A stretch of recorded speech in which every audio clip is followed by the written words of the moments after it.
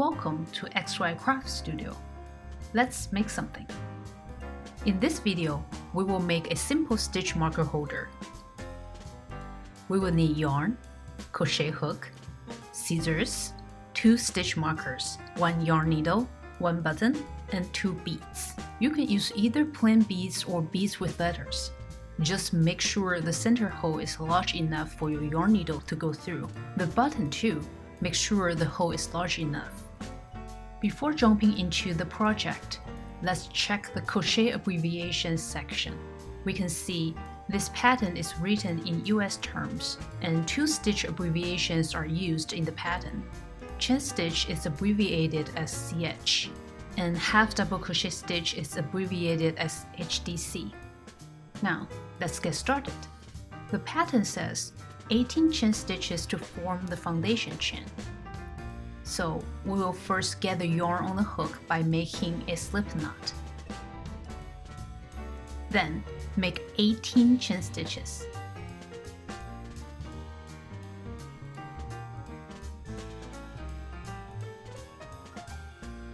To prevent our chain from twisting, after every few chain stitches we made, we want to move our yarn holding fingers closer to the hook to maintain a constant distance between those fingers and the hook. Now, we have a foundation chain made with 18 chain stitches. Let's see what the pattern says about the first row. Starting from the 3rd chain stitch from the hook. Okay, 1, 2, 3. This is the 3rd chain stitch from the hook. There is a little note on the pattern that says the first 2 chain stitches count as a half double crochet stitch. So, this means we will view these 2 chain stitches as our first stitch of this row. I'm going to put a stitch marker in the first chain stitch here to remind myself to work into this chain stitch later, because the 2 chain stitches we will skip here count as 1 stitch. Then, the pattern says 16 half double crochet stitches. This means starting from the 3rd chain stitch from the hook, we will make 1 half double crochet stitch into each of the chain stitches on the foundation chain, and a total of 16 half double crochet stitches will be made. Yarn over, insert the hook into the chain stitch.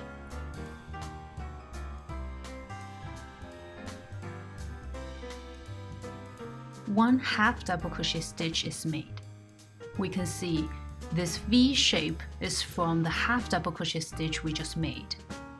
And this V here with a stitch marker is the first stitch of this row, because this pattern considers the first 2 chain stitches we skipped as a stitch.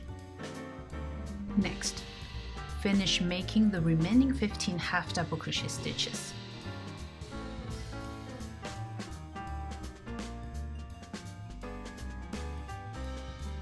Our first row is finished. The pattern says this row will have 17 stitches. Let's count the number of stitches to see if it matches the pattern. 1, 2, 3, 4, 5, 6, 7, 8, 9, 10, 11, 12, 13, 14, 15, 16, and 17. The first 2 chain stitches we skipped count as 1 stitch. Next, row 2.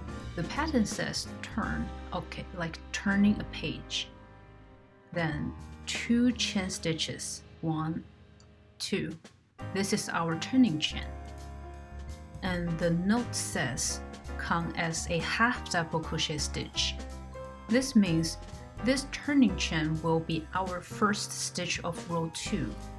I'm going to put a stitch marker here to remind myself to work into here later. Then, the pattern says 16 half double crochet stitches. This means make 1 half double crochet stitch into each of the stitches of the row, and a total of 16 half double crochet stitches will be made. Because the turning chain counts as a stitch, we will start from the second stitch of the row to make our half double crochet stitches. This is the first stitch of the row, and here is the second stitch of the row. Yarn over, skip the first stitch of the row, and insert the hook into the second stitch of the row. We can see from the top, we skip this V shape and work into the next V here.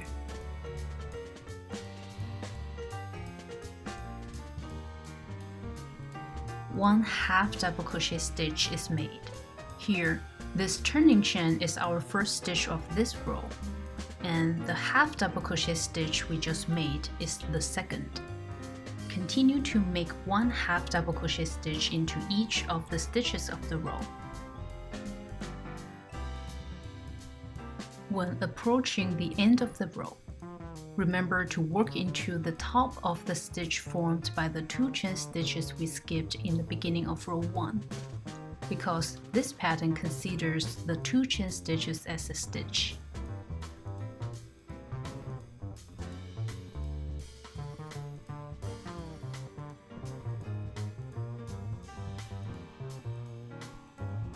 Now, our second row is finished. This row should have 17 stitches in total as well. When counting the stitches, remember to count the turning chain as 1 stitch. Next, the pattern says for rows 3 to 7, repeat row 2.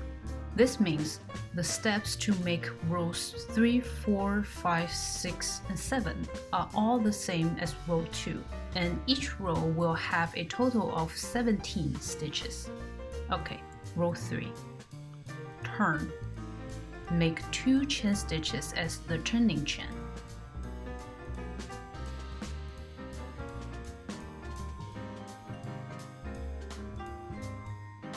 Then, skip the first stitch of the row and work into the second, because the turning chain counts as a stitch. Then, continue to finish the row. Slow down and make sure you work into each of the remaining stitches and don't accidentally make 2 stitches into the same place. When approaching the end of the row, remember to work into the turning chain from the previous row.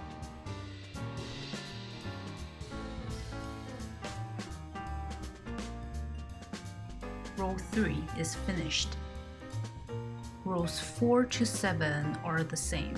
Repeat row 2 steps.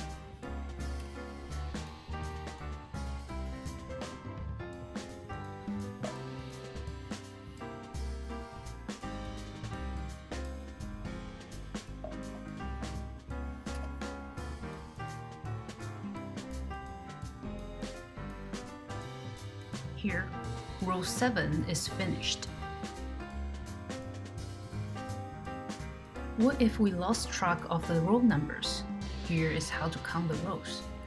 We can count the number of rows by looking for the wrong side and right side of a stitch. If we can see pairs of lines arranged like this, it's the wrong side of the stitch. This doesn't mean a mistake. It just means that this is the back side of a stitch. We can see the whole row of the wrong sides of the stitches here, because we turned our piece after making each new row. In between 2 wrong side rows, there is a right side row. So we can count like this. Row 1, 2, 3, 4, 5, 6, 7. Now, let's move on to the next step. The pattern says, after finishing row 7, continue to make 50 chain stitches. Here we go. 1, 2, 3. Now, we have our 50 chain stitches. What else does the pattern say in this step? Try to measure the chain formed by the 50 chain stitches to see if it's approximately twice the length of the rectangular piece we've made. It's better to have a longer chain than you need on this step. Let's measure it. Make the loop on the hook larger to prevent our chain from unraveling. Turn the piece to the other side so the chain is on our right. Just loosely place the chain over the long side of the piece we've made.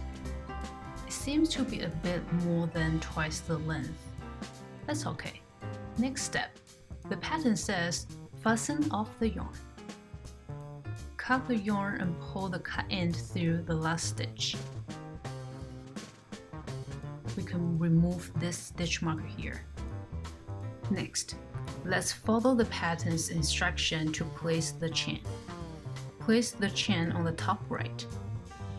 Near the left edge of the piece, we can see two holes. The pattern says that the top one is gap 1 and the bottom one is gap 2. We will first bring the chain through gap 1. Thread the yarn tail through a yarn needle and bring the chain through gap 1. Pull it over. Don't pull it too tight.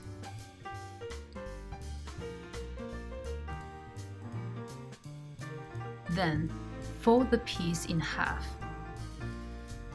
Make sure when we open it again, the chain still sits in place.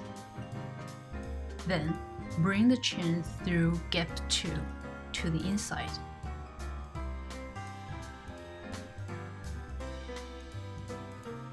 We see a small loop is formed here.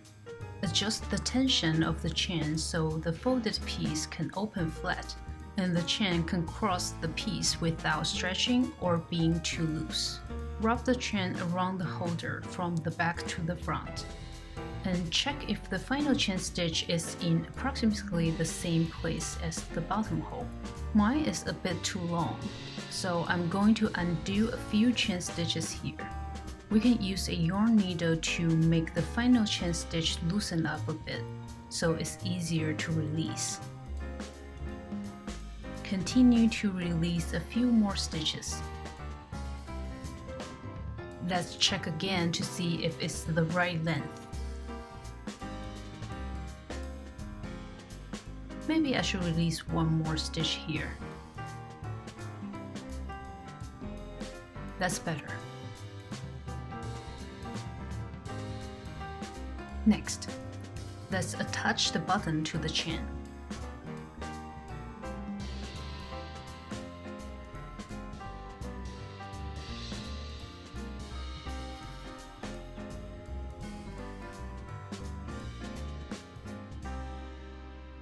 This seems to be the place we want the button to be. Now we need to secure the button. Here's how I do it. I first use a yarn needle to bring the yarn tail through one loop of the final stitch of the chain. Before pulling the yarn all the way through, I leave a little loop. Then, I bring the yarn all the way through that little loop and slowly pull it tight, so the knot is close to the stitch and the button.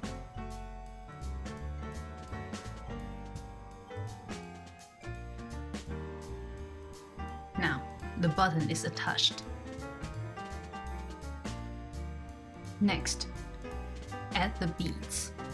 In the example here, I'm going to use XY beads. Thread the yarn tail through both beads. Remove the needle. Tie a knot. Use your fingers to guide the knot to be closer to the beads.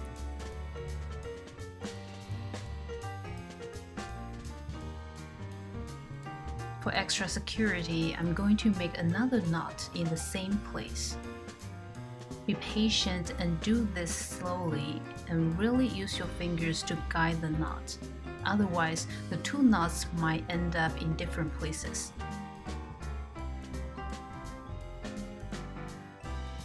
Then, cut the extra yarn. Then, weave in this starting end. Our simple stitch marker holder is finished. Let's place some stitch markers in it. Thank you for following along. Happy crocheting! For more crochet patterns, craft supplies, and kits, please check out our website, xycraftstudio.com.